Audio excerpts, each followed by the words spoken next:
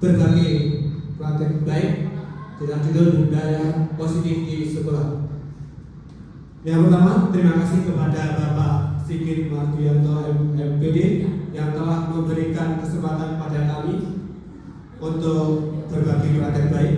Kemudian kami juga ucapkan terima kasih kepada Bapak Ibu Guru yang telah meluangkan waktu untuk kami dalam berbagi praktek baik. Pada kesempatan ini kita mengambil budaya positif di sekolah, dan pada siang hari ini yang akan berbagi praktek baik ada 3 Bapak Ibu Guru. Yang pertama saya Nur Salim SPD, kemudian Ibu Vika SPD, dan yang ketiga Bapak Beril SPD. Di sini yang pertama adalah konsep inti dari budaya positif. Yang pertama adalah perubahan paradigma belajar. Yang kedua adalah disiplin positif.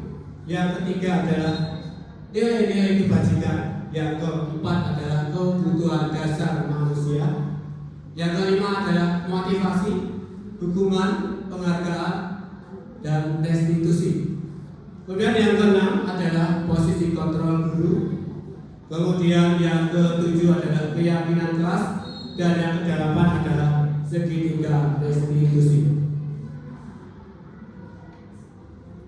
Kita akan bahas satu persatu. Yang pertama adalah perubahan paradigma belajar. Ya, perubahan paradigma belajar. Pembelajaran dengan paradigma baru merupakan pembelajaran yang dirancang berdasarkan prinsip pembelajaran berdiferensiasi, sehingga murid belajar sesuai dengan kebutuhannya berdasarkan tahap perkembangan sesuai teori psikologi modern untuk mewujudkan profil pelajar Pancasila. Dr. William Glasser dalam kontrol teori Choice Theory menuliskan beberapa konsepsi tentang makna kontrol sebagai awal perubahan dalam paradigma belajar yang selama ini kita yakini. Yang pertama, ilusi mengontrol murid. Pada dasarnya kita tidak dapat memaksa murid untuk berbuat sesuatu jikalau murid tersebut memilih untuk tidak melakukannya. Walaupun tampaknya guru sedang mengontrol perilaku murid, hal demikian terjadi karena murid sedang mengizinkan dirinya dikontrol. Saat itu bentuk kontrol guru menjadi kebutuhan dasar yang dipilih murid tersebut. Teori kontrol menyatakan bahwa semua perilaku memiliki tujuan bahkan terhadap perilaku yang tidak disukai. Yang kedua, ilusi bahwa semua penguatan positif efektif dan bermanfaat. Penguatan positif atau bujukan adalah bentuk-bentuk kontrol segala sesuatu untuk mempengaruhi murid untuk mengurangi suatu perilaku tertentu. Kemungkinan murid tersebut akan menyadari dan mencoba untuk menolak bujukan kita, atau bisa jadi murid tersebut menjadi tergantung pada pendapat sang guru untuk berusaha.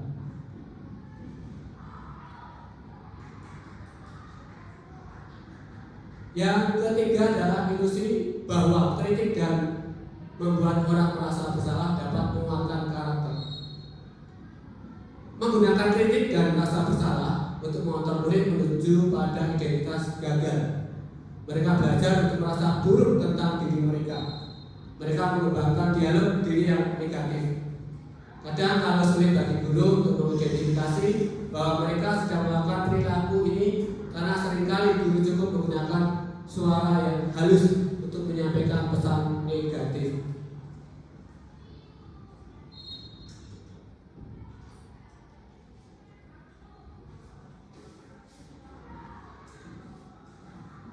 Yang keempat, ilusi bahwa orang dewasa memiliki hak untuk memaksa.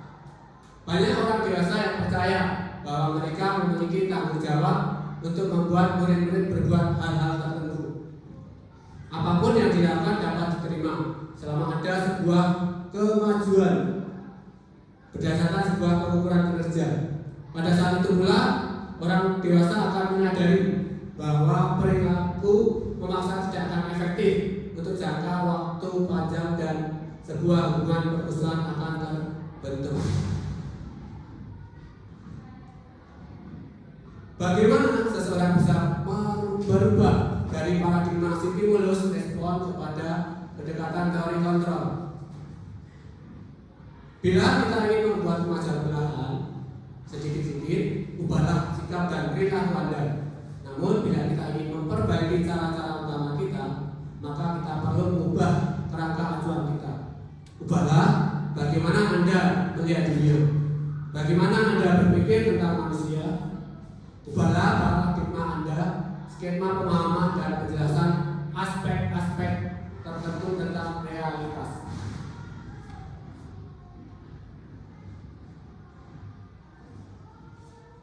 Mengubah paradigma stimulus respon ke pendekatan teori kontrol, itu ada stimulus respon dan teori kontrol. Stimulus respon realita kebutuhan kita sama, tapi dalam teori kontrol realita kebutuhan kita itu berbeda-beda. Semua orang melihat hal yang sama. Teori kontrolnya adalah setiap orang memiliki gambaran yang berbeda-beda. Kita mencoba mengubah orang agar berpandangan sama dengan kita. Dalam teori kontrol, kita berusaha memahami pandangan orang lain tentang dunia. Perilaku buruk dilihat sebagai suatu kesalahan. Dalam teori kontrol, semua perilaku memiliki tujuan. Orang lain bisa mengontrol saya. Teori kontrolnya adalah hanya Anda yang bisa mengontrol diri Anda. Saya bisa mengontrol orang lain. Dalam teori kontrol, Anda tidak bisa mengontrol orang lain. Pemaksaan ada pada saat bujukan gagal.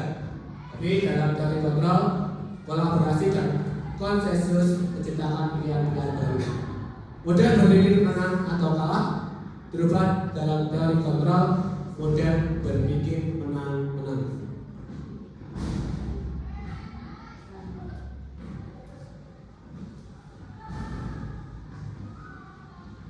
Ya, disiplin positif.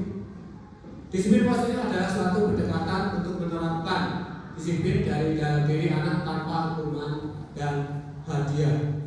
Menciptakan murid yang memiliki disiplin diri sehingga mereka berperilaku mengacu pada nilai-nilai kebajikan universal dan memiliki motivasi intrinsik dalam perubahan perilaku ke arah yang lebih baik.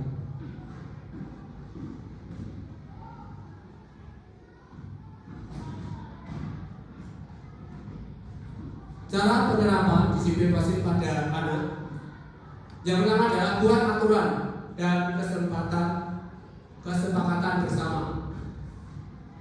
Kemudian yang kedua, tetapkan konsekuensi. Tiga, memberikan pujian. Keempat, menjalin komunikasi yang baik dan jadi contoh yang baik pula. Ini sudah kami terapkan di rumah kami di dalam keluarga. Jadi buat aturan, kesepakatan bersama saat kita makan bersama itu kami sudah berkumpul, kemudian membuat aturan, kesepakatan yang berlaku di rumah kami. Kemudian menetapkan konsekuensinya, misalnya tidak membaca Quran atau tidak sholat dan sebagainya. Kemudian memberikan pujian kepada anak-anak, kemudian menjalin komunikasi yang baik, tidak ada batas-batasan antara kami, istri dan anak. Dan jadi contoh yang baik. Kami berusaha untuk jadi contoh yang baik bagi anak-anak kita.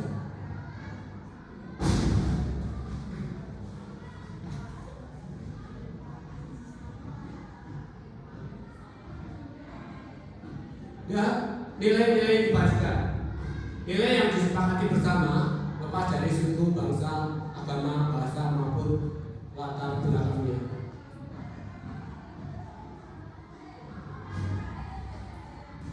Dan nilai-nilai kebajikan universal, profil Pancasila itu ada beriman pertama kepada Tuhan Yang Maha Esa dan berakhlak mulia, kemudian mandiri, bernalar kritis, dan berkebinekaan global, bergotong royong dan kreatif.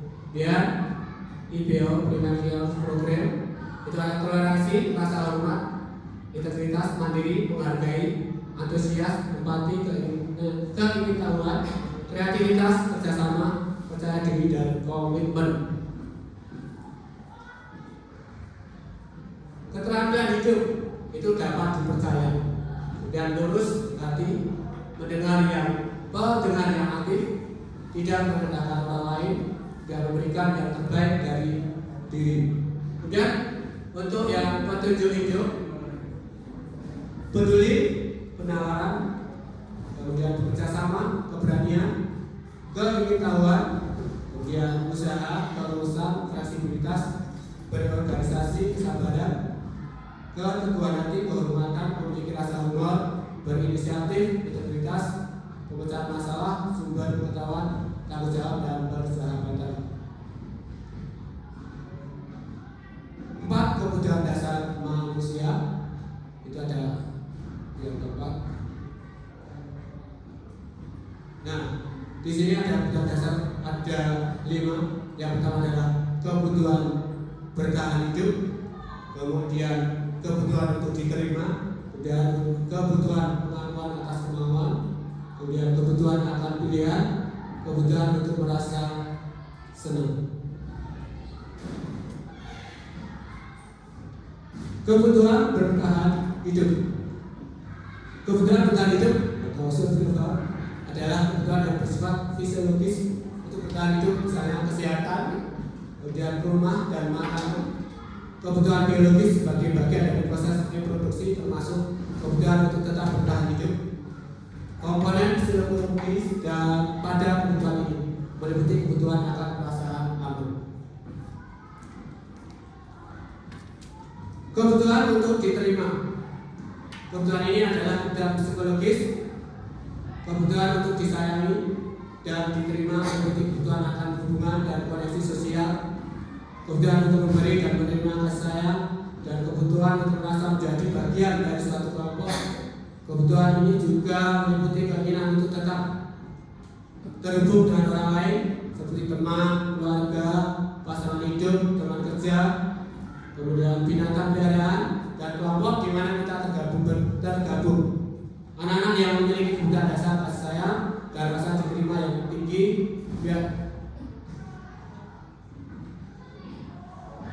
biasanya ingin disukai dan diterima oleh lingkungan. Mereka juga akrab dengan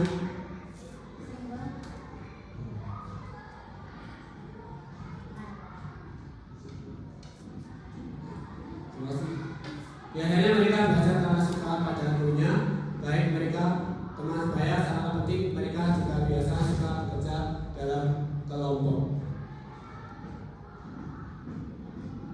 Kebutuhan pengakuan atas kemampuan atau penguasaan. Kebutuhan ini berhubungan dengan kekuatan untuk mencapai sesuatu, menjadi komponen kompeten, menjadi terampil, diakui atas prestasi dan keterampilan kita. Didengarkan dan memiliki rasa harga diri. Kemudian ini meliputi keinginan untuk dianggap berharga, bisa membuat perbedaan, bisa membuat pencapaian, kompeten, diakui, dihormati. Ini meliputi sistem dan keinginan untuk meninggalkan pengaruh. Anak-anak yang memiliki kebutuhan dasar akan penguasaan yang tinggi biasanya selalu ingin menjadi pemimpin. Mereka juga suka mengamati sebelum mencoba hal baru dan merasa kecewa bila melakukan kesalahan. Mereka juga biasanya rapi dan sistematik dan selalu ingin mencapai yang terbaik. Kebutuhan akan pilihan kebebasan. Kebutuhan untuk bebas adalah kebutuhan akan kemandirian, otonomi, memiliki pilihan, dan mampu mengendalikan arah hidup seseorang. Anak-anak dengan kebutuhan kebebasan yang tinggi menginginkan pilihan. Mereka perlu banyak bergerak, suka mencoba-coba, tidak terlalu terpengaruh orang lain, dan senang mencoba hal baru dan menarik.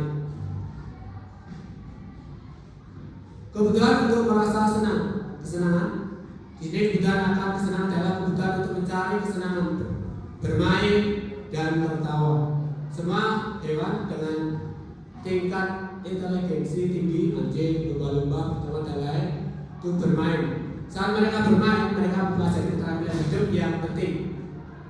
Manusia tidak berbeda. Anak-anak dengan kebutuhan dasar, kesenangan yang tinggi, biasanya ingin menikmati apa yang dilakukan. Mereka juga bisa berkonsentrasi tinggi saat mengerjakan hal yang disenangi. Mereka juga bermain dan suka mengoleksi barang, suka bergurau, suka lucu dan juga mengemaskan. Bahkan saat mereka bertingkah buruk, mereka masih terlihat lucu.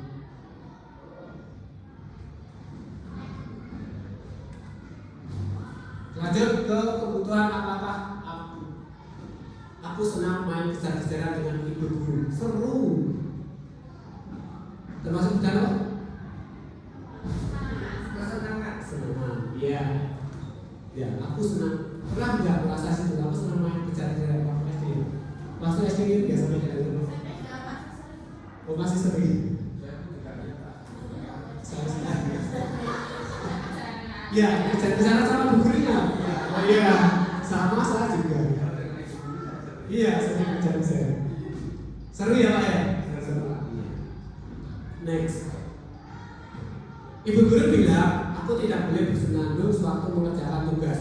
Katanya kelas harus tenang, tidak ada suara. Kan nggak seru jadinya. Apa? Ya, coba ya, kebebasan. Coba kita simak.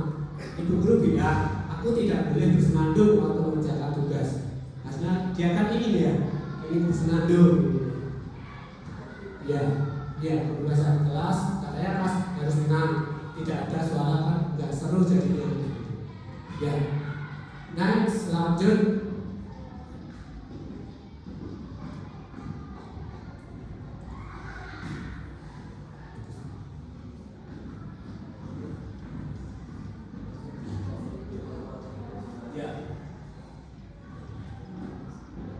Terima kasih.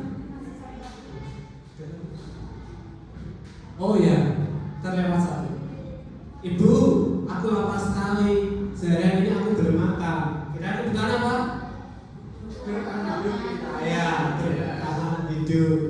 Ya, ibu, aku lapar sekali. Biasanya ya, kalau kita sudah enggak meminta, sudah langsung ambil sendiri. Ya, terima kasih.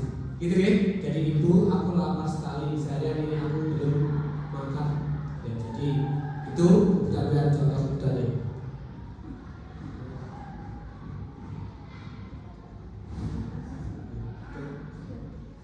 Terima kasih bagian kami tentang presentasi kami. Kalau saya sebagai Mas, kemudian akan dilanjutkan tentang motivasi, hukuman, penghargaan dan restitusi kepada Bu Vika.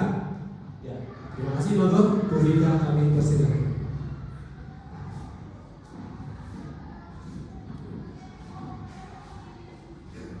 Baik, terima kasih atas waktu dan kesempatannya yang diberikan. Sebelumnya mari kita yel-yel terlebih dahulu. Semangat pagi. Pagi. Luar biasa, tetap semangat. Spensa hijau. Spensa hijau. Bocah. Gurune.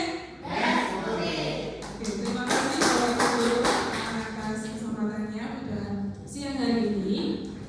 Saya selaku CGP Angkatan 11 ingin berbagi praktik baik yang tadi sudah disampaikan oleh Pak Nursalim akan dilanjutkan oleh saya terkait dengan motivasi, hukuman, penghargaan dan juga restitusi.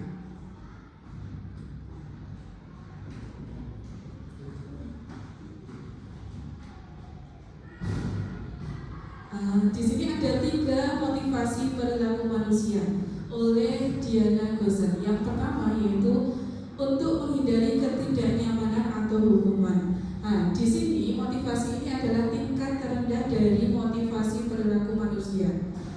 Terus selanjutnya menghindari permasalahan yang mungkin muncul dan berpengaruh pada mereka secara fisik, psikologis maupun tidak terpenuhinya kebutuhan mereka. Dan motivasi ini merupakan salah satu dari motivasi eksternal. Yang kedua yaitu untuk mendapatkan imbalan ataupun penghargaan dari orang lain. Nah, orang berperilaku untuk mendapatkan imbalan atau penghargaan dari orang lain. Yang kedua, orang akan melakukan suatu tindakan untuk mendapatkan pujian dan juga pengakuan pengakuan dari orang lain. Nah, motivasi ini termasuk dalam salah satu motivasi eksternal juga. Lanjut. Yang ketiga yaitu ada untuk menjadi orang yang mereka inginkan dan menghargai diri sendiri dengan nilai yang mereka percaya. Pada tahap ini mereka melakukan sesuatu karena nilai-nilai yang mereka yakini dan mereka hargai.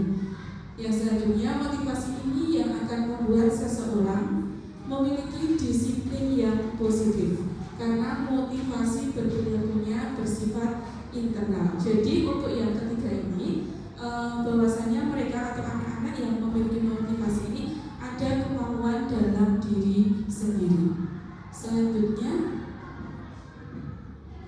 adalah hukuman, konsekuensi, dan restitusi. Pasti Bapak Ibu Guru sudah mengenal baik kalau di dalam sekolah pasti ada yang namanya hukuman, ada yang namanya konsekuensi, dan mungkin sudah melakukan restitusi, namun kita belum mengetahui makna dari kata restitusi tersebut.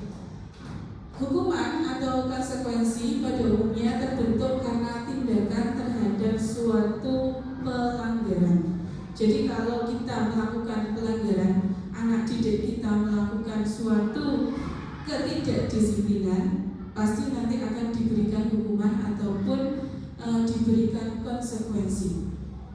Yang kedua ada restitusi, adalah suatu proses menciptakan kondisi bagi murid untuk memperbaiki kesalahan mereka, sehingga mereka bisa kembali pada kelompok mereka dengan karakter yang lebih kuat. Nah, di sini Bapak Ibu ada perbedaan antara hukuman, konsekuensi, dan juga restitusi. Di dalam kolom yang pertama itu ada identitas gagal, kolom yang kedua ada identitas sukses. Yang di identitas gagal itu ada hukuman, terus yang di identitas sukses itu ada konsekuensi dan juga restitusi. Untuk yang hukuman, sesuatu yang menyakitkan harus terjadi ketika kita melakukan hukuman kepada murid-murid kita. Untuk yang konsekuensi, sesuatu harus terjadi. Untuk restitusi itu merupakan sebuah pilihan.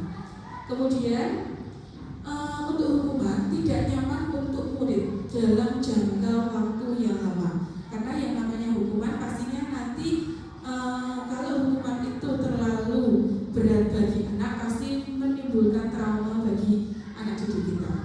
Yang kedua adalah konsekuensi, tidak nyaman untuk murid namun dalam jangka waktu yang lebih pendek. Untuk yang restitusi menguatkan untuk murid dalam jangka waktu yang panjang, karena di dalam restitusi ini nanti murid dengan guru akan saling berkolaborasi dan murid akan menemukan solusinya sendiri. Selanjutnya di hukuman korban mendapatkan keadilan. Kalau di konsekuensi korban bisa diabaikan. Restitusi korban mendapatkan ganti. Yang terakhir di sini ada murid akan tersakiti. Kadang kita tidak sadar, mungkin murid-murid kita melakukan hal yang membuat rasa jengkel pada dalam diri kita. Ya, Bapak Ibu, pernahkah merasa jengkel dengan murid-murid kita? Pernah. Tidak dapat dipungkiri, saya pun pernah. Tadi pagi ada yang sudah marah-marah juga pada murid. Nah, pasti ketika murid-murid itu dibentak, dimarahi oleh kita, pasti membuat bekas yang sangat menyakitkan bagi hati mereka. Terus yang kedua adalah konsekuensi, murid dibuat tidak nyaman. Yang ketiga restitusi, murid akan mendapatkan penguatan. Next. Selanjutnya untuk hukuman, perilaku pasif agresif meningkat. Kalau untuk konsekuensi, penguatan hanya bertahan dalam jangka waktu yang pendek. Kalau restitusi, masalahnya bisa terpecahkan karena memang nanti di dalam restitusi itu guru memberikan motivasi kepada anak untuk menemukan solusinya sendiri. Terus yang selanjutnya, sistem tidak akan berjalan bila murid tidak takut. Kalau konsekuensi memerlukan monitoring dan supervisi terus-menerus dari guru. Yang terakhir, murid belajar bertanggung jawab untuk perilakunya. Jadi akan menimbulkan rasa kesadaran diri pada murid jika menggunakan restitusi. Terus selanjutnya murid akan membenci peraturan jika ada hukuman. Tapi kalau konsekuensi itu biasanya murid sudah tahu kalau melanggar itu ada konsekuensinya apa. Jadi murid akan menghormati peraturan. Yang restitusi, murid akan menghormati dirinya dan juga orang lain.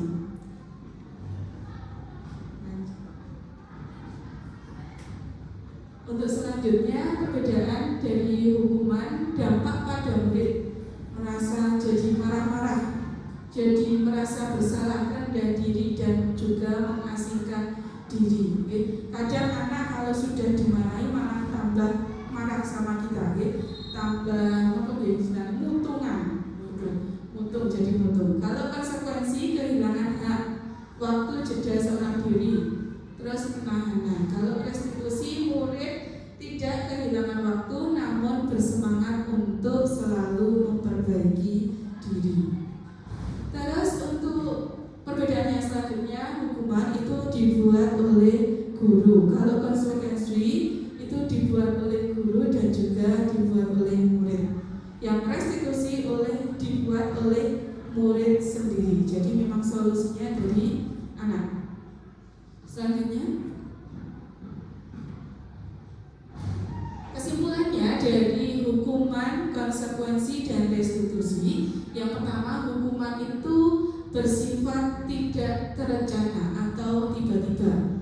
Kemudian hukuman bersifat satu arah dari pihak guru yang memberikan dan murid hanya menerima suatu hukuman tanpa melalui kesepakatan. Contohnya, semisal anak terlambat langsung disuruh lari keliling lapangan 10 kali, itu berarti langsung dari gurunya tanpa murid itu mengetahui apa konsekuensinya ketika murid itu terlambat. Kesimpulan yang kedua yaitu konsekuensi sudah terencana atau sudah disepakati murid dan guru. Nah, ini biasanya di sekolah kita sudah melaksanakan nih Bapak Ibu. Di awal tahun pembelajaran pasti sudah diberi satu lembar peraturan sekolah yang mana lembaran itu nanti harus ditandatangani oleh murid dan juga orang tua. Yang selanjutnya, bentuk konsekuensi dibuat oleh pihak guru ataupun pihak sekolah. Yang ketiga, murid tetap dibuat tidak nyaman untuk jangka waktu yang pendek. Kemudian untuk yang restitusi, memberikan kesempatan murid untuk bertanggung jawab terhadap perilakunya. Yang kedua, restitusi dibuat oleh anak-anak atau dibuat oleh murid sendiri. Yang ketiga, menjadikan murid bersemangat untuk selalu memperbaiki diri.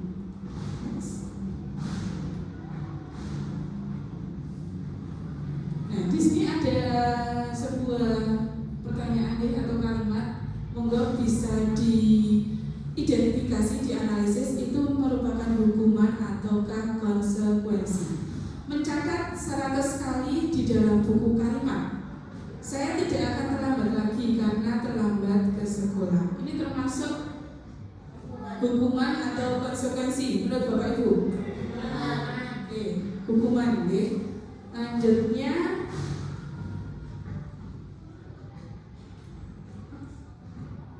yang selanjutnya, lari mengelilingi lapangan basket 2 kali karena terlambat hadir di sekolah. Termasuk hukuman atau konsekuensi? Ya, hukuman juga. Selanjutnya, ada membersihkan coretan yang dibuatnya di meja tulis. Konsekuensi, betul sekali. Yang terakhir, murid diminta untuk push up 15 kali karena tidak menggunakan masker di sekolah. Hukuman. Sudah bisa mengidentifikasi nih Bapak Ibu antara hukuman dan juga konsekuensi. Nah, selanjutnya ada materi terkait dengan dihukum oleh penghargaan.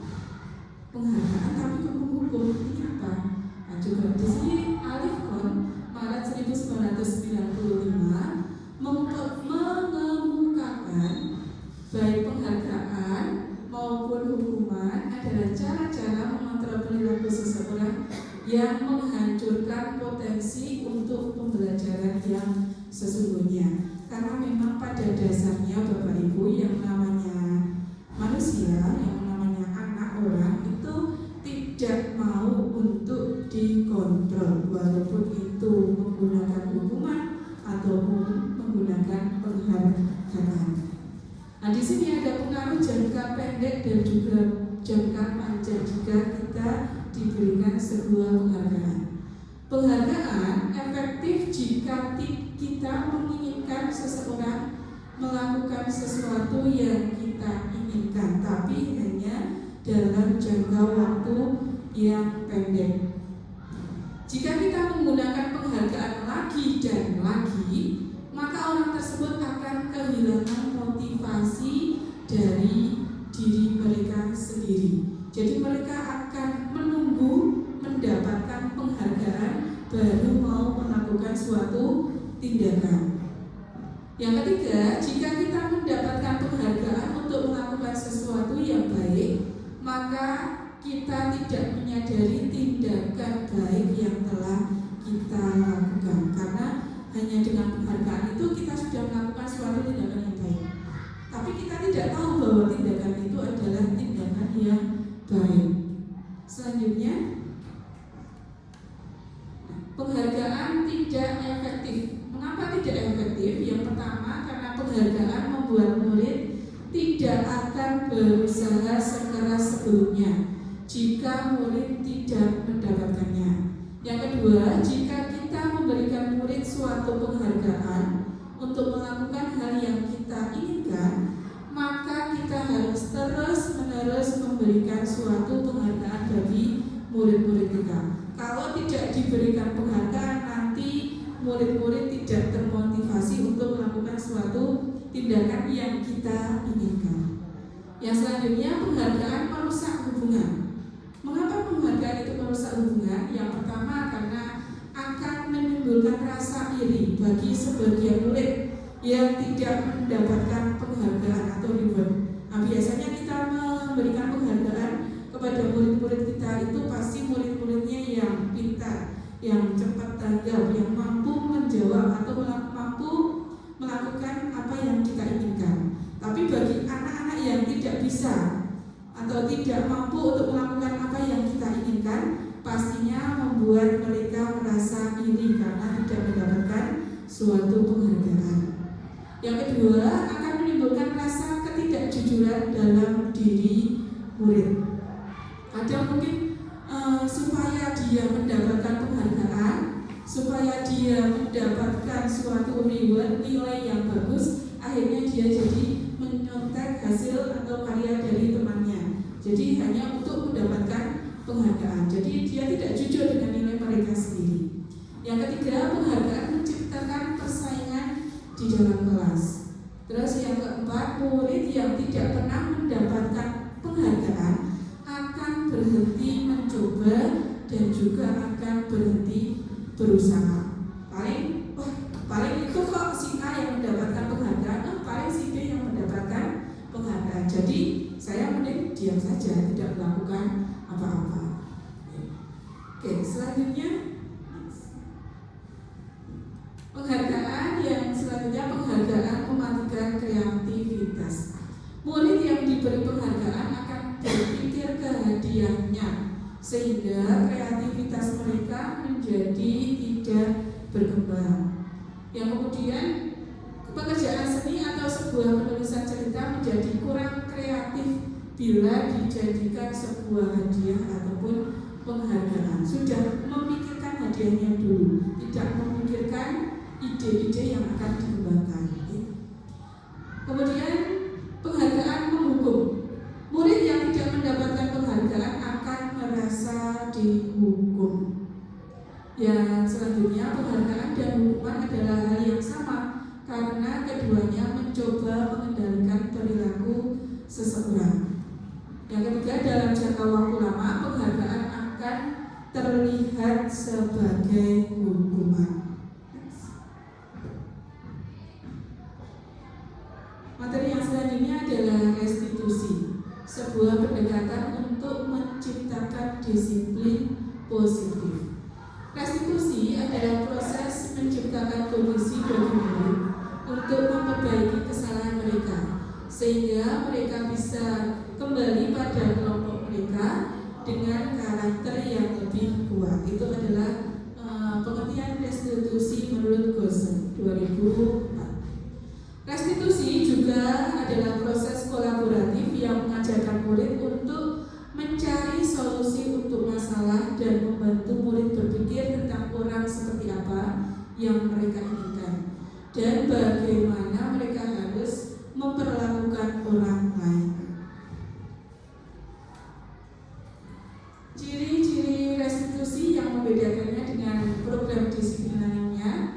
Yang pertama, restitusi bukan untuk menebus kesalahan, namun untuk belajar dari kesalahan. Yang kedua, restitusi untuk memperbaiki hubungan.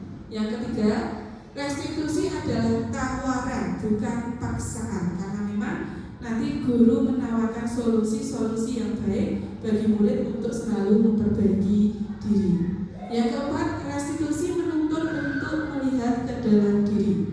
Yang kelima, restitusi mencari kebutuhan dasar yang mendasari tindakan. Next.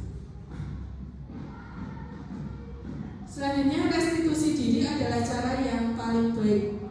Restitusi fokus pada karakter, bukan kepada tindakannya. Kemudian yang ketiga, restitusi itu menguatkan. Kemudian restitusi itu fokusnya pada solusi. Terakhir, restitusi mengembalikan murid yang berbuat salah pada kelompoknya. Next. Nah, kesimpulannya dari materi yang tadi dapat disebutkan bahwa restitusi itu adalah tindakan yang termasuk ke dalam motivasi intrinsik, sedangkan hukuman dan penghargaan itu termasuk ke dalam motivasi ekstrinsik atau dari luar. Dan jangka waktunya akan pendek, beda dengan yang restitusi. Selanjutnya, materi yang selanjutnya adalah 5 posisi kontrol guru. Posisi kontrol guru ini ada penghukum, pembuat rasa bersalah, teman, pemantau, dan manajer. Nah, dari materi ini Bapak Ibu kita akan belajar dan merefleksikan diri kita. Kita sudah menjadi apa pada murid-murid kita, oke? Lanjutnya. Nah, yang pertama ada penghukum. Penghukum selalu menggunakan kata-kata yang bernada tinggi, ya Bapak Ibu. Contohnya di sini, kamu selalu saja salah. Terus awas ya kalau kau melanggar lagi. Biasanya menenteng ataupun muatannya melotot, menghardik dan lain sebagainya. Selanjutnya, nah Bapak Ibu di sini ada video bagaimana sih posisi menghukum itu. Monggo disimak.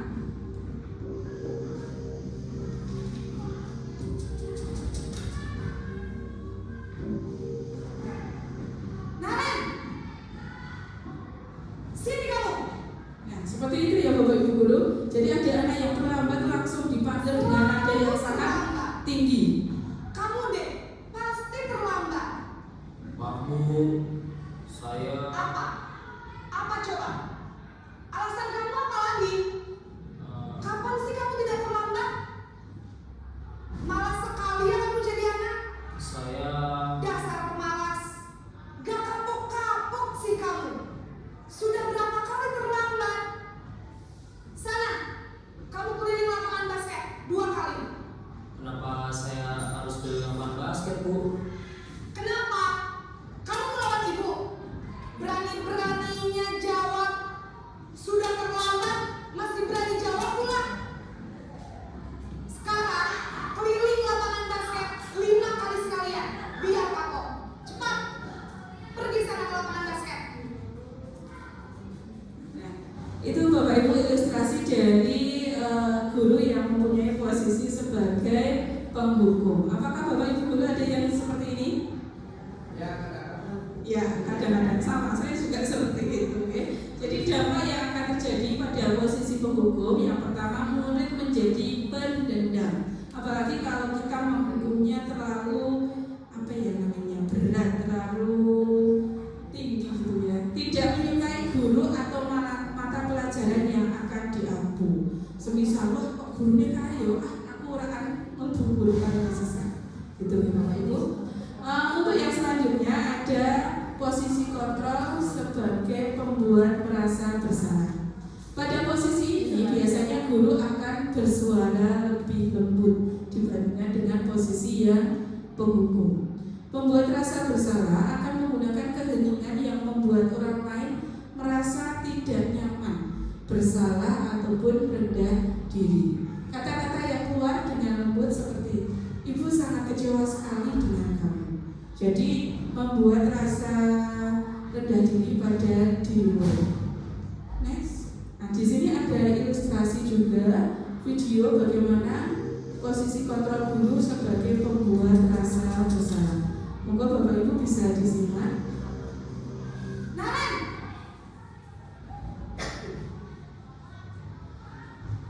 Selamat pagi Bu.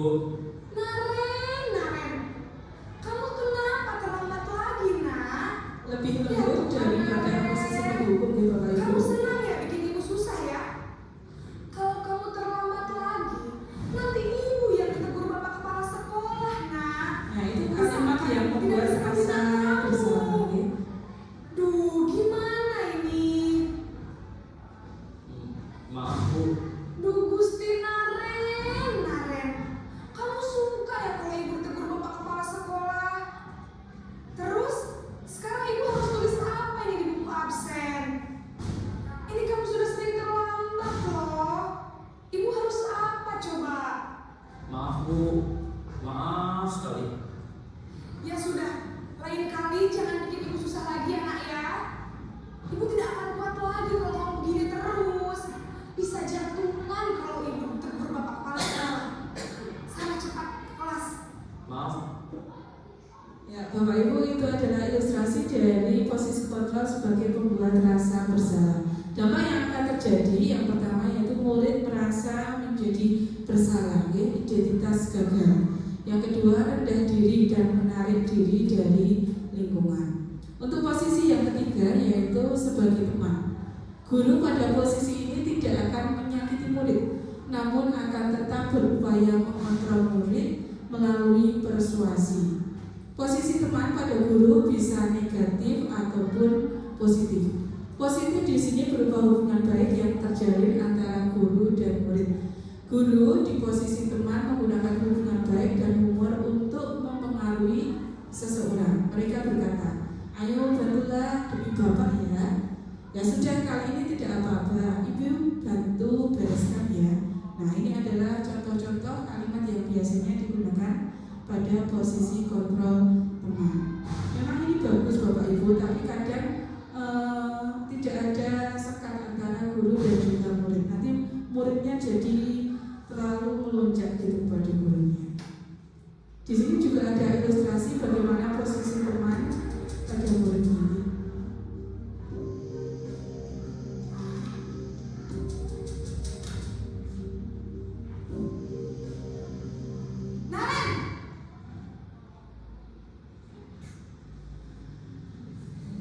Selamat pagi Bu.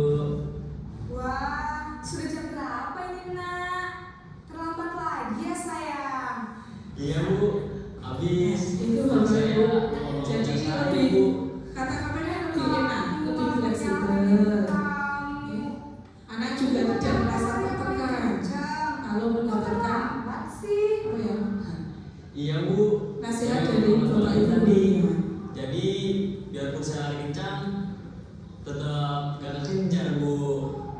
Ya sudah sana. Nanti lain kali larinya lebih kenceng lagi ya. Biar gak terlambat lagi. Bikin seneng ibu. Demi ibu.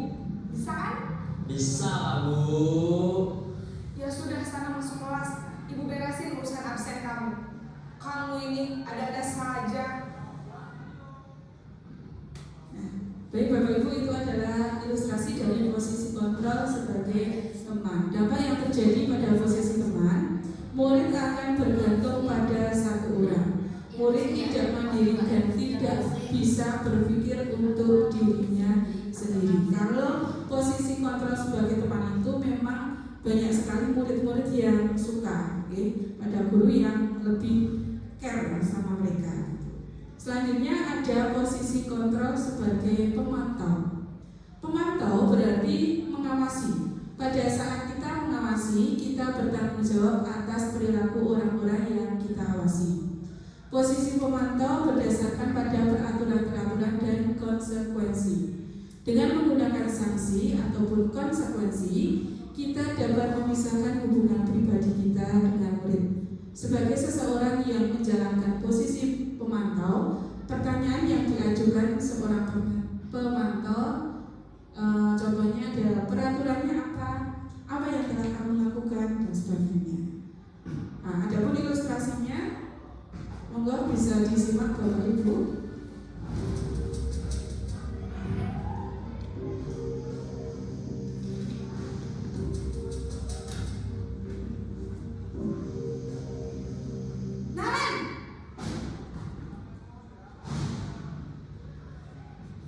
Selamat pagi Bu. Naren, apa peraturan sekolah kita tentang jam berapa kita harus masuk sekolah, Nak?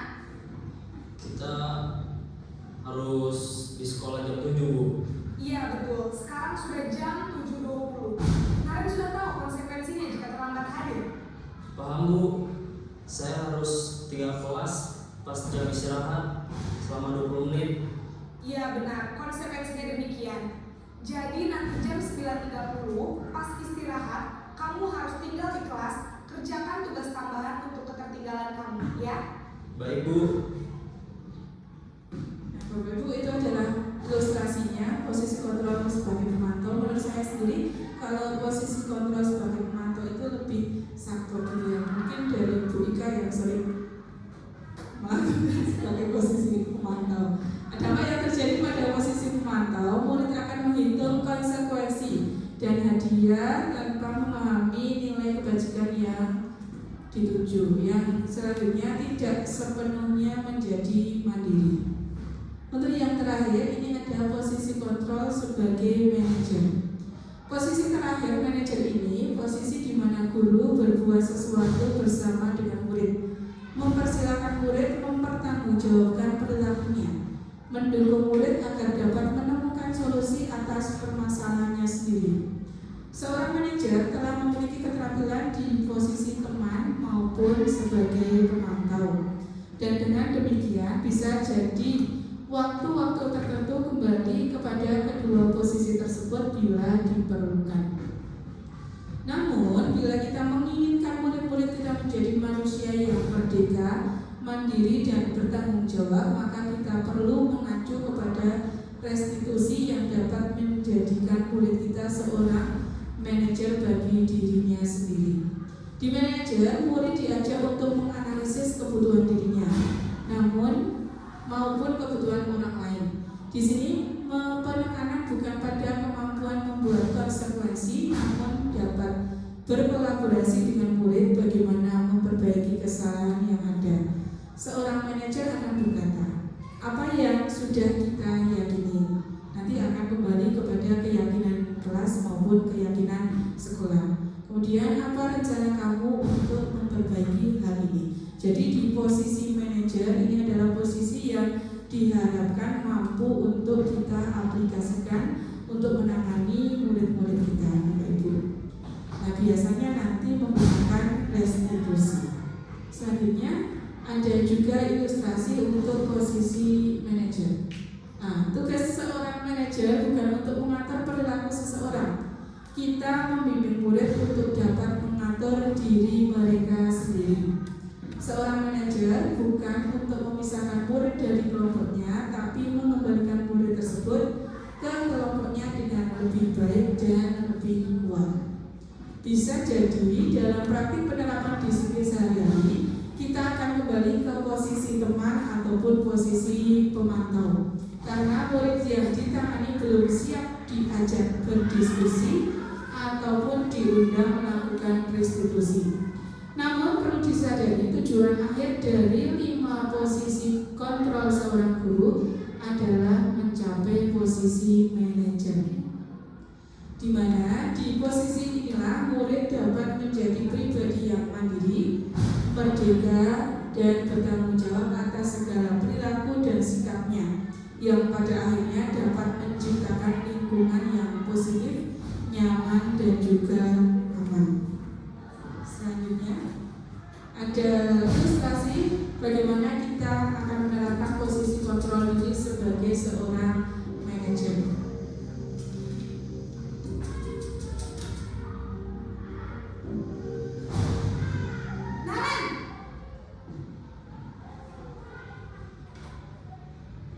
Selamat pagi Bu. Selamat pagi Naren. Maaf Bu, saya terlambat. Iya, sekolah masuknya jam 7, sekarang sudah jam 7.20. Jadi sekarang bagaimana ini Naren? Maaf Bu, saya lupa setel alarm saya semalam. Baiklah, menurut kamu, keyakinan sekolah yang mana yang perlu kamu tingkatkan? Menghargai diri sendiri dan orang lain mungkin ya Bu. Setuju. Jadi, apakah Naren meyakini prinsip saling menghormati tersebut? Iya Bu, saya meyakininya. Apakah Naren bersedia memperbaiki masalah keterlambatan ini? Bersedia Bu. Bagaimana kamu akan memperbaiki masalah keterlambatan ini? Saya akan coba untuk tidak lupa menyetel alarm saya Bu. Baik, kalau Naren lupa menyetel alarm di rumah, ada orang yang kira-kira bisa bantu mengingatkan tidak? Ada Bu, kakak saya, Kak Emma. Ada lagi selain Kak Emma? Selain Kak Emma, ada ibu saya. Baik, jadi yang mengingatkan Naren adalah Kak Emma dan ibu kamu ya? Kira-kira akan mulai setel alarm kapan nih Naren? Setelah pulang sekolah, akan segera saya lakukan. Baik, jadi Naren akan setel alarm untuk bangun besok pagi dan akan diingatkan oleh kakak dan ibunda Naren ya. Ada lagi yang mungkin perlu dilakukan Naren agar tidak terlambat bangun lagi? Tidak ada Bu. Baik Naren, terima kasih untuk kerjasama kamu. Sekarang kamu perlu kembali ke kelas untuk belajar. Baik Bu, terima kasih. Ya, Bapak Ibu, demikian itu adalah ilustrasi dari guru yang menggunakan posisi kontrol sebagai manajer. Jadi di sini guru tidak membentak-bentak, tidak menggunakan nada yang tinggi, tapi guru memancing, memotivasi anak untuk mencari anak itu supaya muncul kesadaran diri untuk segera memperbaiki diri. Ada apa yang terjadi pada posisi manajer? Yang pertama, murid menjadi mandiri, dan yang kedua, percaya diri dan dapat memecahkan masalahnya sendiri agar dapat memperbaiki dirinya sendiri.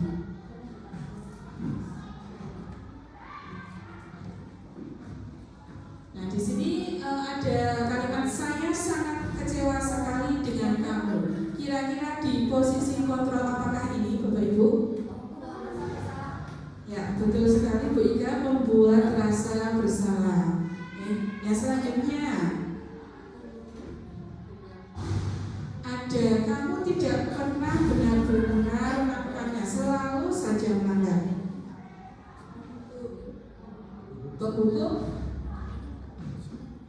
Penghukum? Atau apa? Oh iya, oke, penghukum. Yang ketiga, apa rencana kamu untuk menyelesaikan masalah ini? Manajer. Oke, jadi manajer memberikan pertanyaan-pertanyaan yang memotivasi anak. Ayolah lakukan demi ibu ya. Ya, ini posisi kontrol sebagai teman.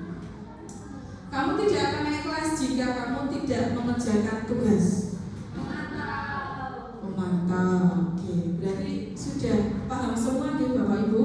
Nah, semoga nanti ke depannya kita bisa merefleksikan diri kita dan kita bisa memperbaiki diri kita supaya kita menjadi posisi kontrol yang diharapkan, yaitu posisi kontrol sebagai manajer. Mungkin materi selanjutnya akan dipaparkan, akan disampaikan oleh teman saya selanjutnya, yaitu Bapak Beril. Kepada Bapak Beril kami persilakan.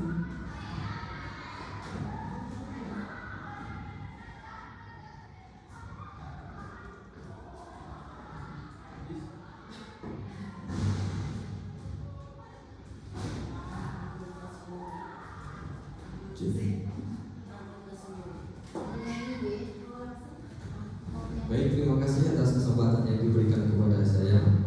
Baik, jadi sebelumnya sudah disampaikan oleh Bapak Nur Salim terkait disiplin positif ya, kemudian dilanjutkan oleh Bu Vika sampai pada tadi terakhir adalah posisi kontrol guru. Nah, ini adalah materi yang ketiga, adalah materi yang puncak. Jadi bagaimana kita mengimplementasikan dari rangkaian materi yang sudah tadi, kemudian kita akan jadikan sebuah kesepakatan kelas atau keyakinan kelas, begitu ya. Namun sebelumnya saya melihat Bapak Ibu kok sepertinya sudah lesu. Ya betul, karena memang sekarang ini kebetulan saatnya sudah pulang, tetapi Bapak Ibu harus tetap berada di sini.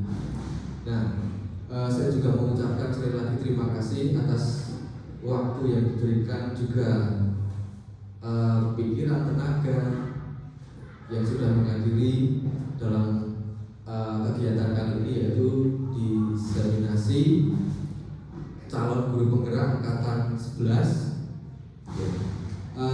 Mungkin akan kita awali dengan ice breaking dulu Bapak Ibu agar lebih semangat ya. Jadi nanti ice breakingnya adalah kita mencoba membuat sebuah irama mengikuti musik yang nanti sudah kami siapkan.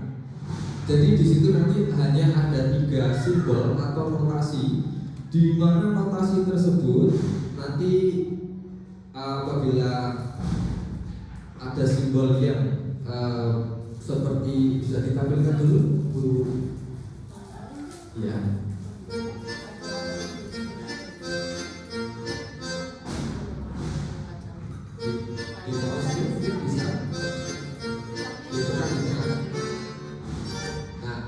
Ini nanti ada 3 simbol, atau kalau di dalam musik ini namanya notasi. Jadi nanti kita akan mencoba menirukan notasi tersebut tetapi dengan tepuk ya. Yang pertama itu nanti ada notasi yang berbentuk seperti itu berarti 1 kali ya.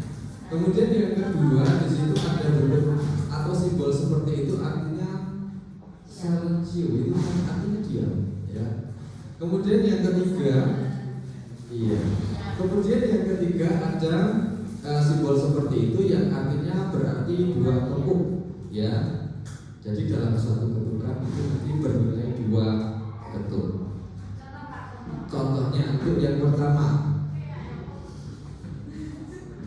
Untuk yang pertama itu nanti 1 tepuk ya. Terus yang kedua nanti silent, artinya berarti diam, kita tidak menepuk. Kemudian yang ketiga nanti tepuknya 2 kali. Ya, tetap. Ya. Kalau yang pertama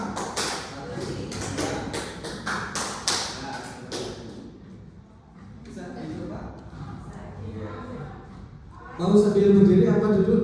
Berdiri. Iya, berdiri biar lebih semangat ya.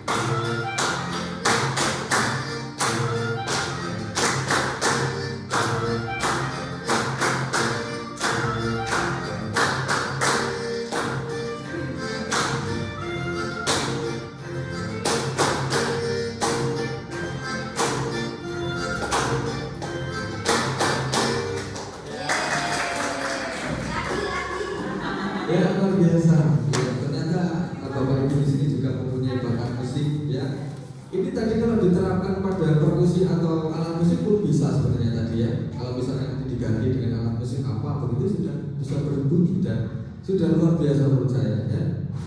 Baik, kita mulai ya untuk materi berikutnya tentang keyakinan sekolah atau kelas.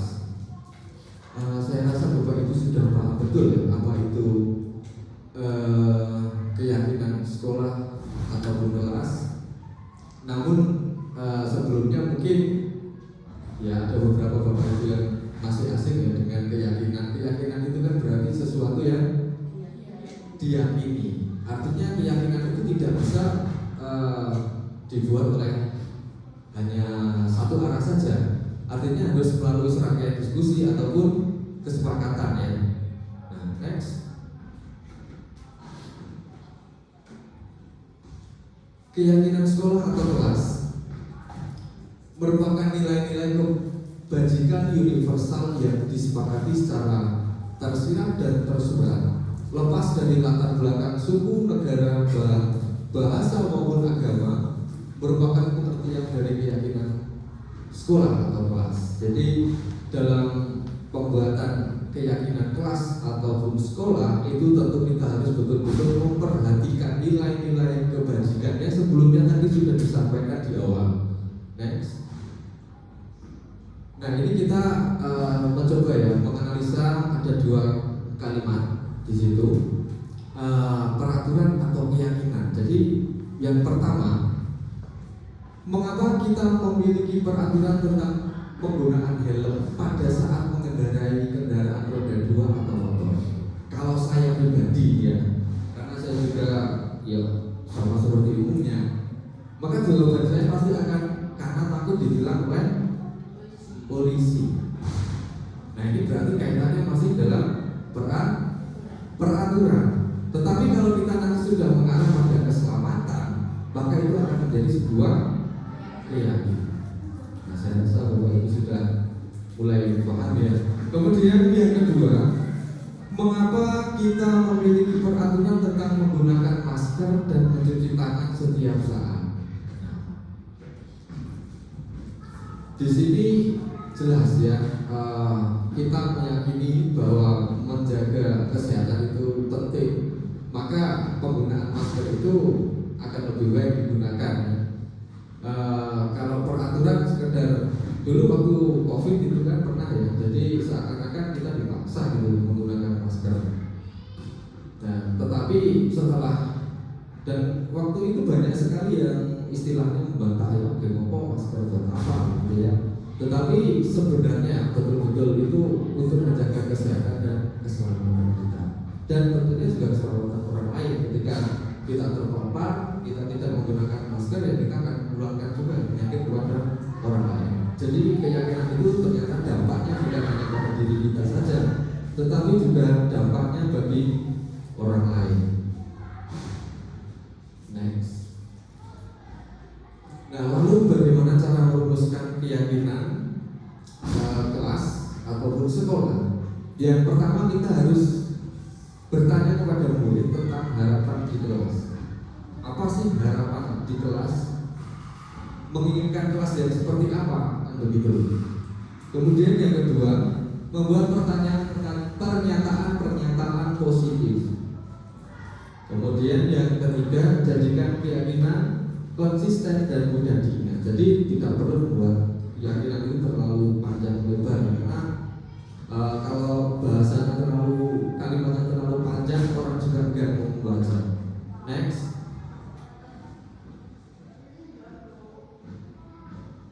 Nah ini salah satu langkah-langkahnya, bertanya kepada murid tentang harapan. Itu bisa dengan cara kita mendengarkan segala harapan mereka, yang kemudian nanti kita rumuskan kira-kira yang relevan di kelas dan dapat memotivasi siswa, bisa kita jadikan sebagai dasar dalam pembuatan keyakinan nantinya.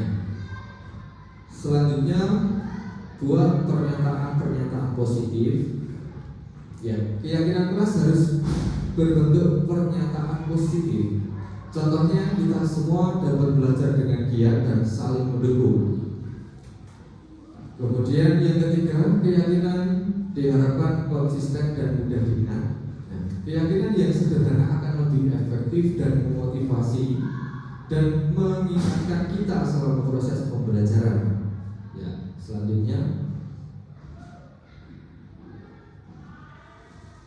pembentukan keyakinan kelas itu bisa diawali dengan kalimat-kalimat yang lebih abstrak, ya, daripada peraturan yang lebih rinci dan konkret. Jadi nanti kita dalam pembuatan keyakinan sekolah atau kelas itu ya menurut saya tidak mudah, ya, karena memang betul-betul itu harus tumbuh dan sadar dari diri masing-masing siswa.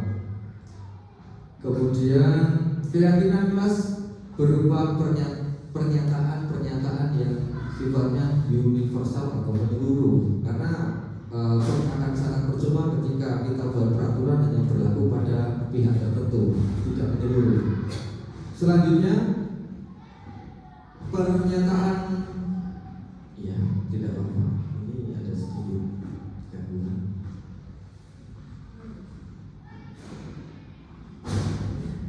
Iya, nggak apa-apa. Ya memang seperti itu.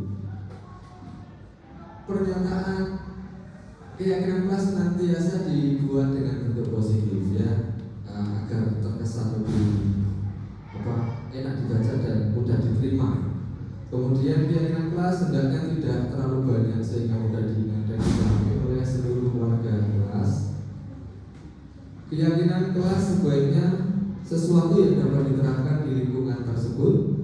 Kemudian semua warga kelas hendaknya ikut berkontribusi dalam pembuatan keyakinan kelas lewat kegiatan curah pendapat. Jadi setelah kita membuat keyakinan kelas itu bukan hanya berhenti di situ saja, tetapi kita di situ ada istilah untuk pendalaman.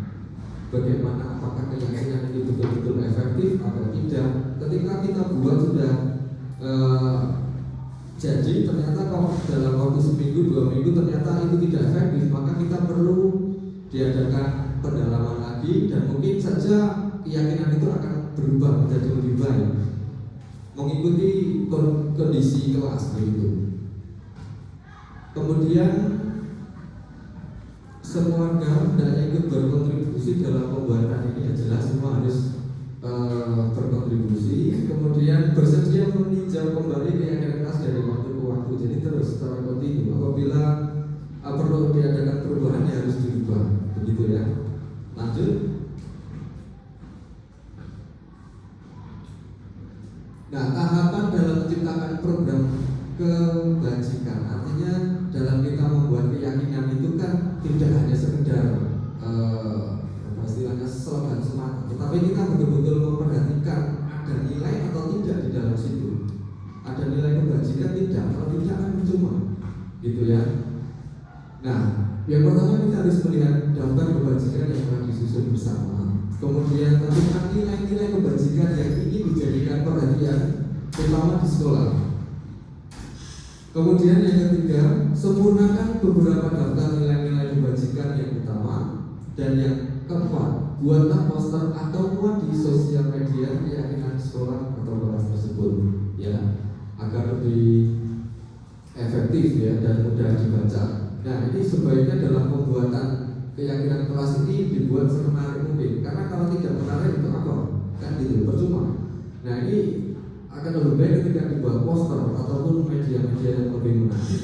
Karena kalau tidak, nanti jangan-jangan anak juga malas atau tidak mau membaca. Lanjut. Nah, ini sebagai contoh di sini peraturan yang biasanya dibuat kan bunyinya jangan berlari di kelas atau koridor, begitu ya. Ya kesannya agak sedikit negatif gitu, kesannya kan sedikit memaksa gitu kan. Ketika nanti kita ganti dengan pernyataan positif, maka akan lebih baik dan saya yakin semua siswa juga akan lebih nyaman dengan kalimat tersebut. Berjalanlah di kelas atau koridor. Nah, yang saya tanyakan di sini kira-kira nilai kebajikan apa yang ada pada kalimat tersebut?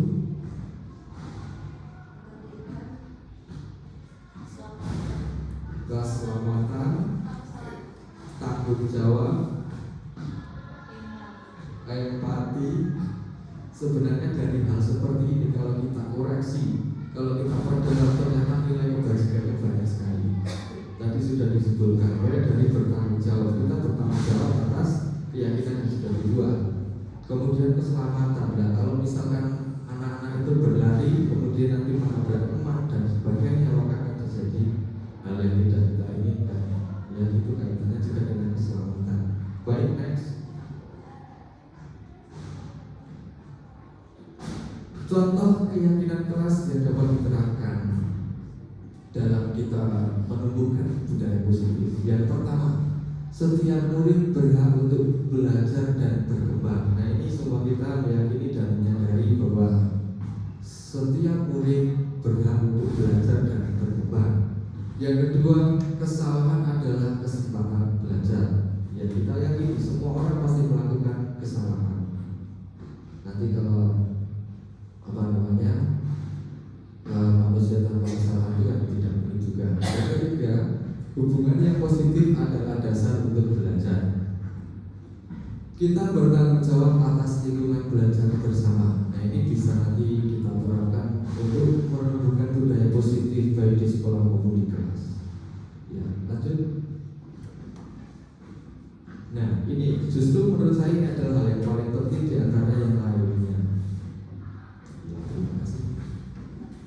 Di antara yang sebelumnya kita bahas, ini malah justru yang paling penting. Karena apa gunanya ketika kita membuat sebuah kesepakatan kemudian tidak ada perubahan lagi, sangat percuma. Jadi kita perlu menganalisa secara mendalam. Jadi apabila kita sudah membuat keyakinan kelas, kita harus selalu istilahnya meninjau kembali dari waktu ke waktu. Nah, kita misalkan kita ambil dari nilai hormat itu bagaimana? Yang pertama, apakah di kelas ataupun di sekolah sudah tampak seperti ini? Kita lihat, apakah siswa sudah datang tepat waktu atau sebaliknya? Menyapa teman dan guru setiap hari atau sebaliknya? Tak acuh kepada teman dan guru.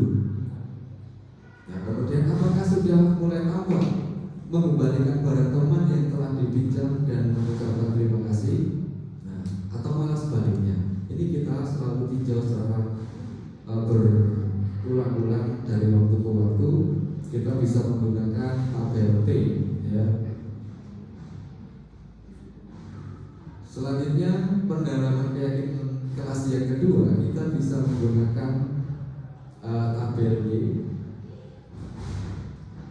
Di sini apakah setelah kita menerapkan keyakinan tersebut sudah terdengar, terlihat berperilaku seperti itu? Yang pertama, misalkan saja, apakah ketika ada satu orang berbicara, yang lain sudah menghormati?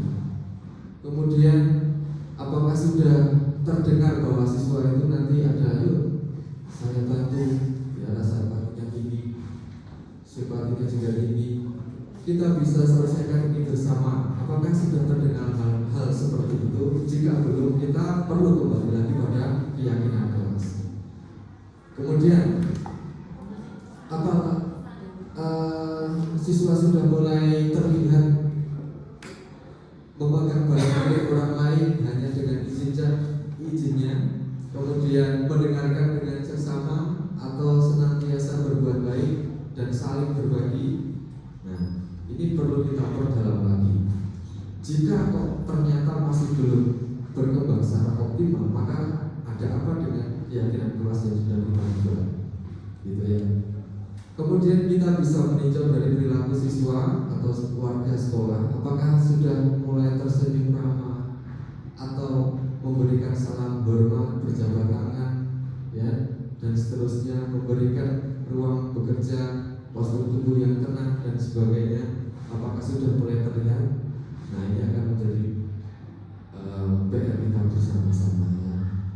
Karena memang betul, saya merasakan bahwa dalam menumbuhkan budaya positif, khususnya bagaimana kita menumbuhkan keyakinan, kita menciptakan sebuah keyakinan, itu tidak mudah.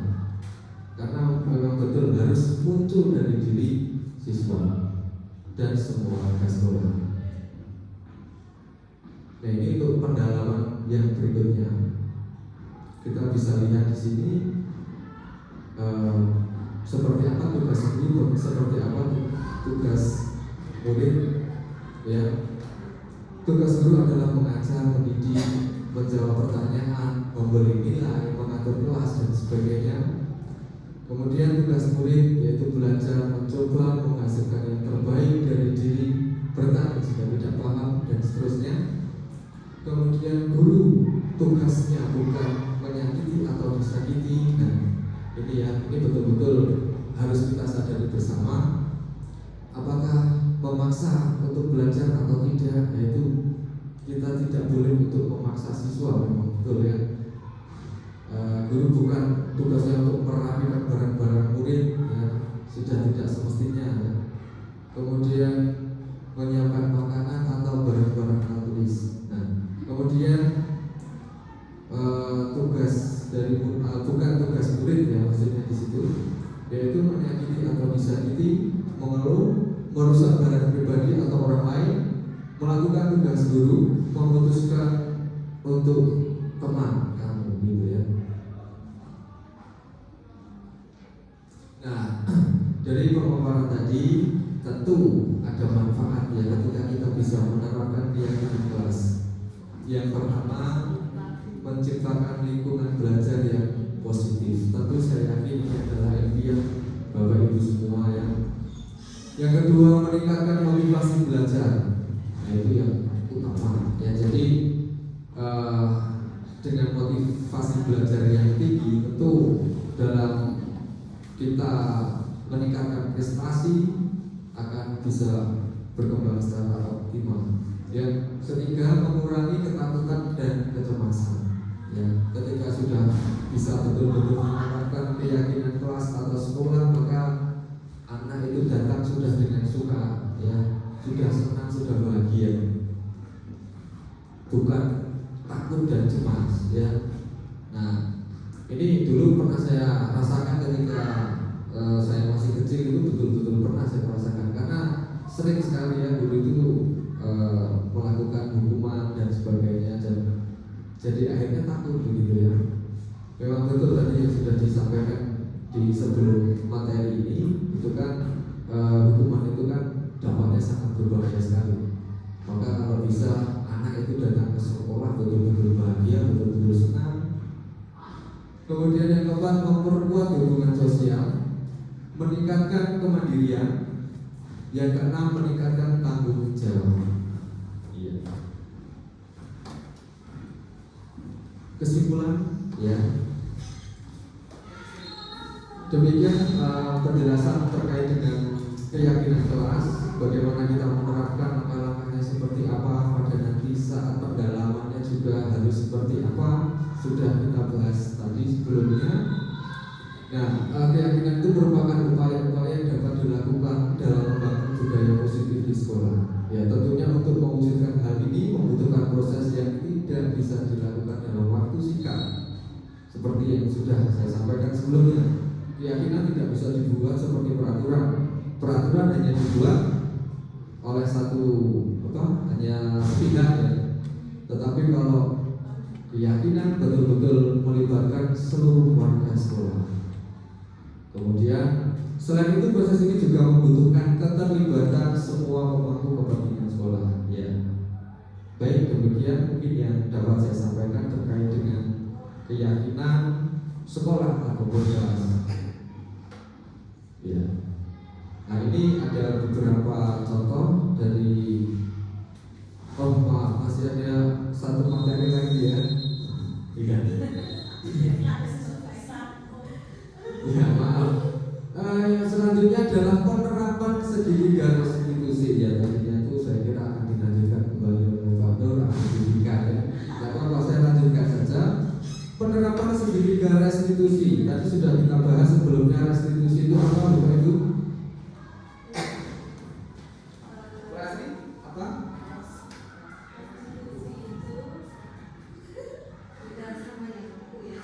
Beda sama yang? Oh iya, beda Bu, itu kalau itu berbahaya. Nah, ini restitusi adalah misi berbeda untuk memperbaiki kesalahan mereka. Ya. Sehingga mereka bisa kembali pada kelompok mereka dengan karakter yang lebih kuat. Nah, ini tugas dari restitusi ini ya kita ya. Jadi bagaimana kita bisa mengajarkan murid kita atau anak-anak kita, tetapi itu dari dalam diri mereka masing-masing. Nah, ini saya yakin tidak mudah juga ya. Tapi nanti ketika kita berusaha, kita terus-menerus, saya yakin juga akan bisa. Semua juga akan saya yakin punya impian seperti itu. Langkah-langkah segitiga restitusi yang pertama adalah menstabilkan identitas. Ya. Kemudian yang kedua validasi tindakan yang salah. Kemudian yang ketiga adalah menanyakan keyakinan yang sudah ada pada kelas maupun sekolah. Nah, tujuan yang tujuan dari adanya atau penerapan dari segitiga restitusi itu yang pertama untuk mengubah identitas gagal karena melakukan kesalahan menjadi identitas yang sukses. Itu di ranah yang menstabilkan identitas. Kemudian yang kedua validasi tindakan yang salah bertujuan untuk mengetahui alasan yang dilakukan dan mengidentifikasi apa yang dilakukan benar atau salah. Ya, jadi kita istilahnya memancing siswa untuk mengetahui apa sih alasannya gitu. Terkadang kan kita masih tidak mau tahu ya, kenapa kamu terlambat? Ya pokoknya kamu begini, gitu ya. Jadi ini kita lebih ke sifatnya fleksibel, kita dengarkan anak dulu penjelasannya. Ya ini juga nanti kita kaitkan juga dengan kebutuhan siswa. Ya siswa itu mempunyai kebutuhan yang berbeda-beda dan macam-macam begitu. Dan sebenarnya guru pun juga begitu ya. Yang ketiga menanyakan keyakinan bertujuan untuk menguatkan keyakinan yang diyakini yang menjadi motivasi intrinsiknya ya, dari dalam diri sendiri gitu ya. Segitiga restitusi tadi diawali dari menstabilkan identitas. Ya, kita bisa dengan membuat pertanyaan atau dengan pernyataan ya. Kamu bukan satu-satunya yang pernah melakukan hal ini ya. Atau bisa juga setiap orang pasti pernah melakukan kesalahan. Karena manusia itu tempatnya salah kayak gitu. Kemudian yang kedua validasi kebutuhan. Ya, jadi kita bisa dengan kita mendengarkan penjelasan dari murid atau siswa tersebut. Kamu tentunya punya alasan mengapa melakukan ini.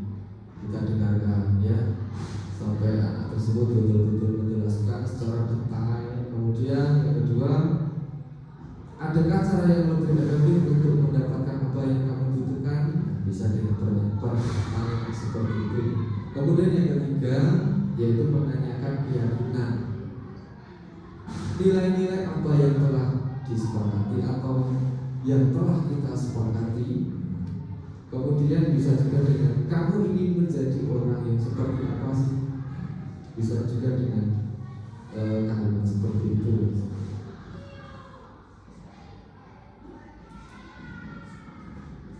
Kemudian refleksi dan ulang balik ya. Namun sebelumnya mungkin ada yang mau memberi tanggapan ataupun pertanyaan terkait dengan disiplin positif. Kalau tidak ada yang bertanya, saya bertanya. Ya, jadi begini, saya ada pertanyaan. Kita sudah menerapkan disiplin positif. Kita sudah menerapkan segitiga restitusi, ya. Tetapi bagaimana ketika itu kok terus lalu diulang-ulang terus pada satu anak yang sama, dan itu anak tersebut tidak mau atau nggak tahu, nggak berubah sama sekali. Lalu apa yang sebaiknya kita lakukan? Ya, iya atau guru BK. Menjawab tadi pertanyaan dari Pak Ferry, seharusnya saya yang bertanya Pak.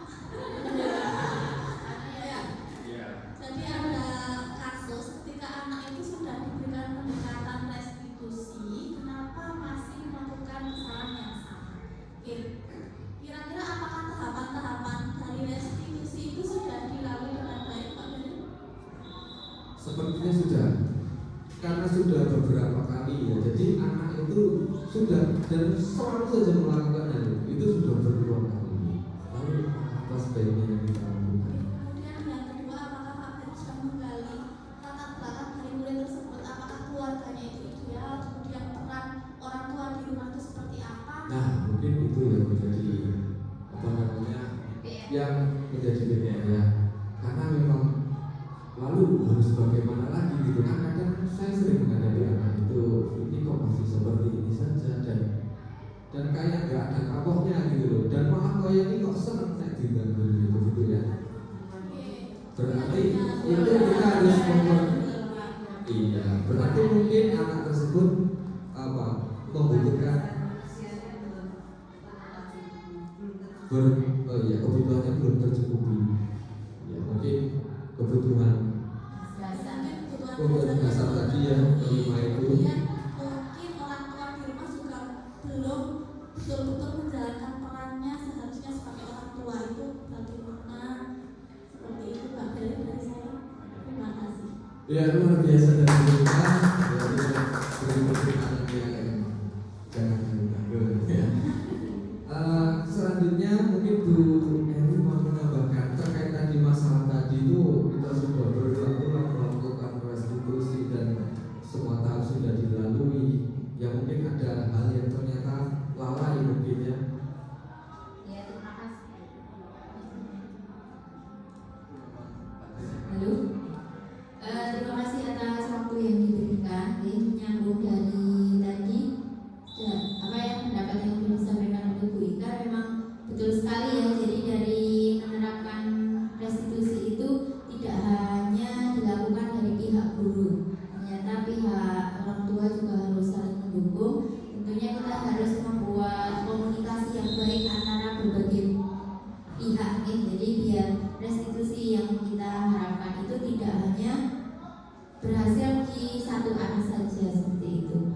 Nah, dari tadi yang disampaikan oleh Pak Ferry itu memang kebutuhan dasar si anak itu belum terpenuhi secara maksimal. Jadi kita memang tugas sebagai guru itu sangat banyak ya, tidak hanya mengajar di kelas tapi lebih ke mendidik yang terkait dengan sikap-sikap dan sebagainya. Itu saja mungkin dari saya tambahannya. Ya, terima kasih Bu Eri. Yang boleh kita beri tepuk tangan. Terima kasih Bu Eri, luar biasa. Bu Ika juga luar biasa yang telah tadi memberikan jawaban dari pertanyaan atas kebingungan saya tadi ya. Karena memang saya pernah melakukan hal itu. Ya. Mungkin ada yang mau menambahkan lagi? Cukup? Oh ya, nah ini salah satu. Ya, ini saya sudah mencoba menerapkan segitiga restitusi ya. Kita coba ya, ini ya. Nah, ini ya.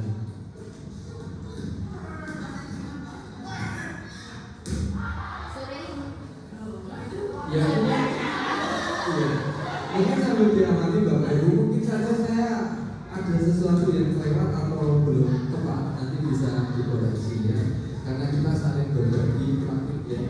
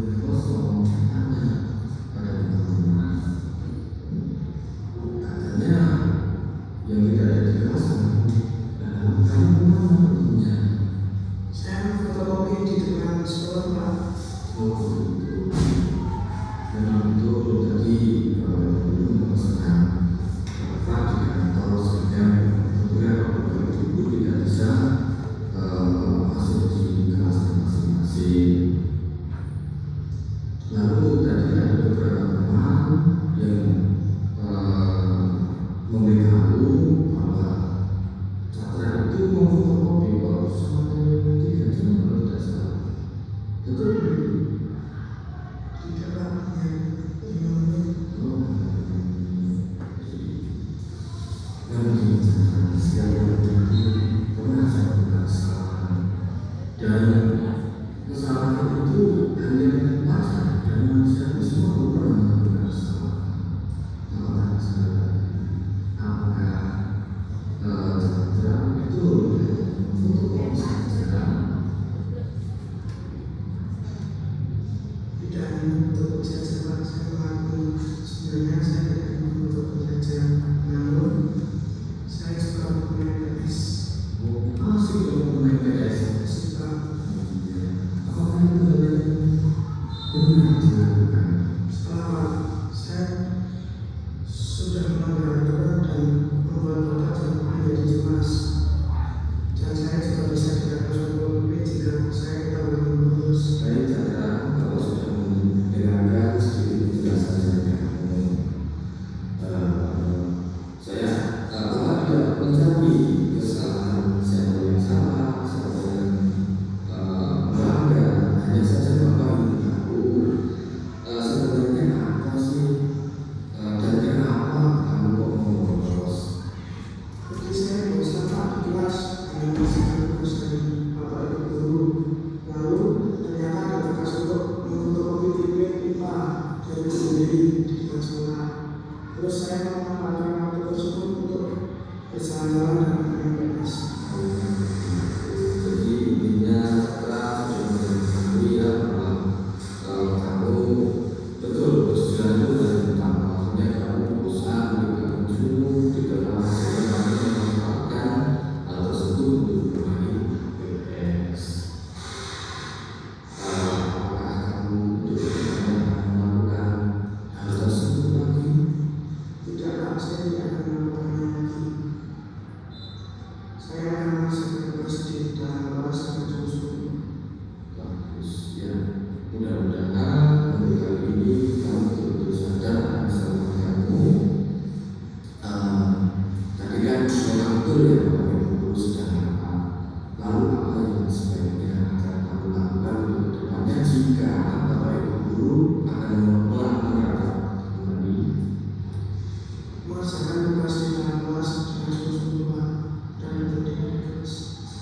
Baik, Chandra, Bapak yakin kamu kedepannya akan melakukan hal yang lebih baik lagi dan mudah-mudahan atas kesalahan Chandra untuk hari ini tidak berulang lagi untuk kedepannya dan menjadi pelajaran untuk Chandra, begitu juga untuk Bapak, dan tentunya yang paling utama adalah mendapatkan pelajaran yang bermanfaat. Dan begitu saja untuk kedepannya Bapak berharap besar untuk tidak melakukan hal tersebut kembali. Ya Pak, terima kasih. Jadi yang pertama ya itu tadi adalah menjelaskan tentang apa istilahnya skenario penerapan segitiga restitusi. Di situ si Chandra itu dia pintar sekali. Jadi ketika Bapak Ibu sedang rapat, ya, jadi Chandra itu mendapat tugas dari Bu Indri suruh memfotokopi soal, ya, kemudian si Chandra ini tidak kembali lagi ke kelas selama 3 jam, ternyata main PS. Nah di awal memang tidak ngaku, ya setelah coba-coba kita dengarkan, kemudian kita pancing dengan kalimat-kalimat yang lebih halus, ternyata mengakui bahwa dia tidak hanya memfotokopi, malah justru main PS dan jalan-jalan. Nah adapun yang kemudian keyakinannya juga tadi sudah coba dimunculkan, kemudian tadi juga dia siap untuk melakukan perubahan untuk lebih baik lagi. Nah, saya kira begitu Bapak Ibu.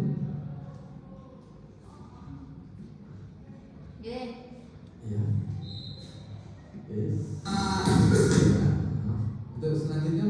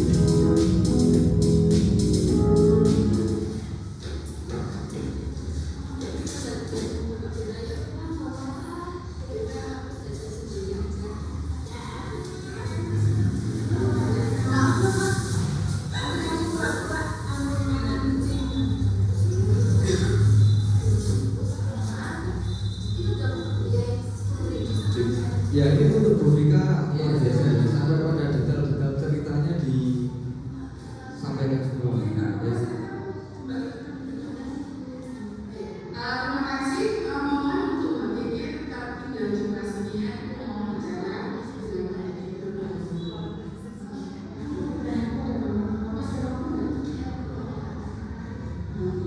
Ibu bertanya, kan Kiki itu terlambat ya. Kira-kira dengan Kiki yang dalam kelas itu gimana bisa?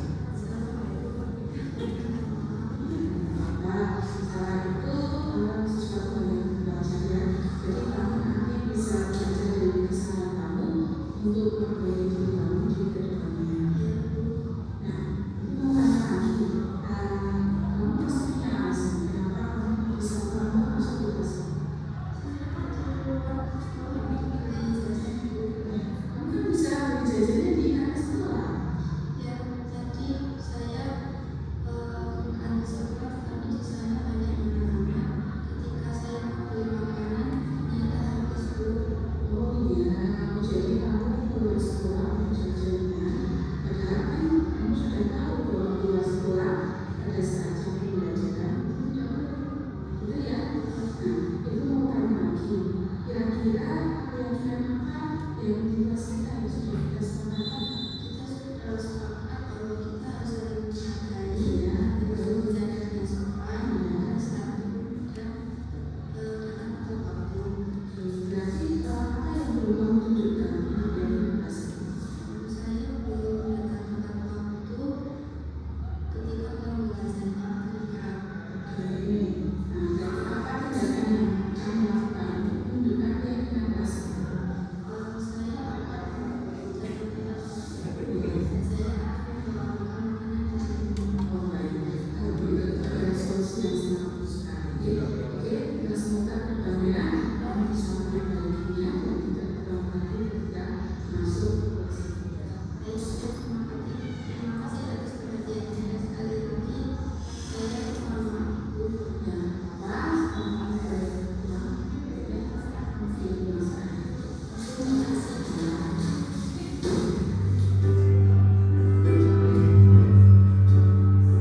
Ya, itu tadi penerapan segitiga restitusi oleh Bu Vika yang luar biasa sekali sampai pada detail-detailnya. Nah ini juga refleksinya atau kembali dari siswa yang Saya senang sekali Bersama. berdiskusi dengan Anda.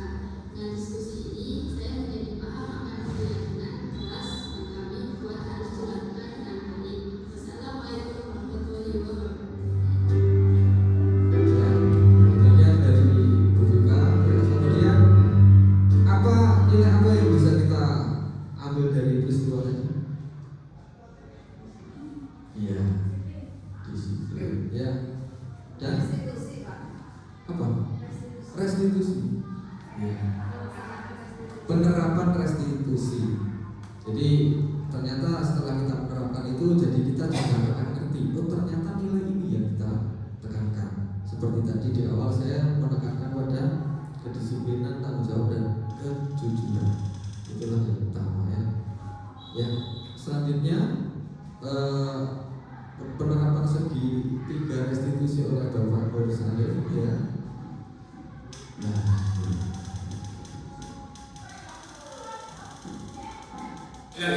Satu.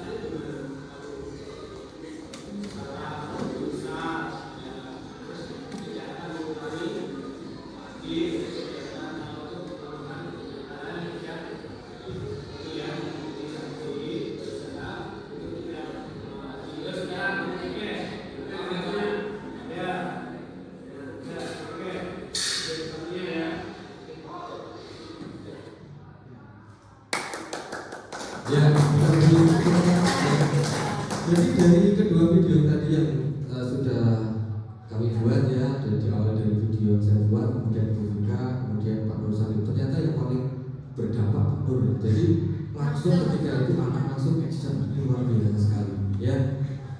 Baik, selanjutnya oh ini sudah, ini tinggal kita nanti bersama-sama mencoba untuk menyusun ya. Selamat pagi, satu.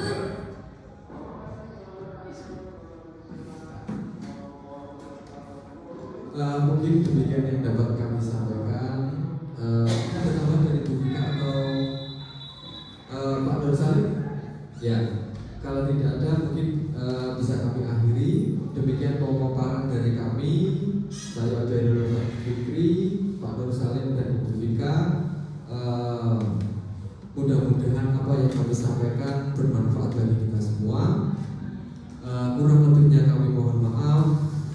Sebelum saya akhiri, alangkah baiknya jika kita yel terlebih dahulu karena kita punya yel kebangsaan untuk SMP Negeri 1 Mojokerto. Yel akan dipimpin oleh Bu Vika. Silakan Bu Vika.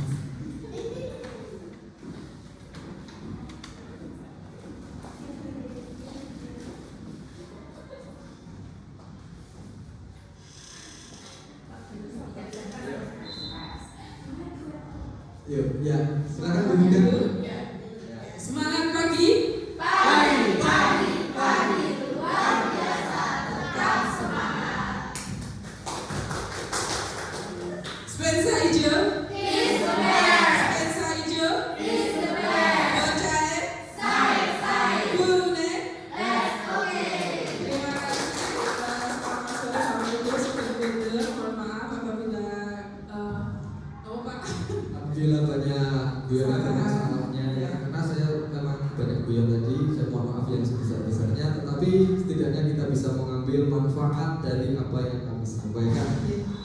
Ya, sekali lagi terima kasih. Kami akhiri. Wassalamualaikum warahmatullahi wabarakatuh.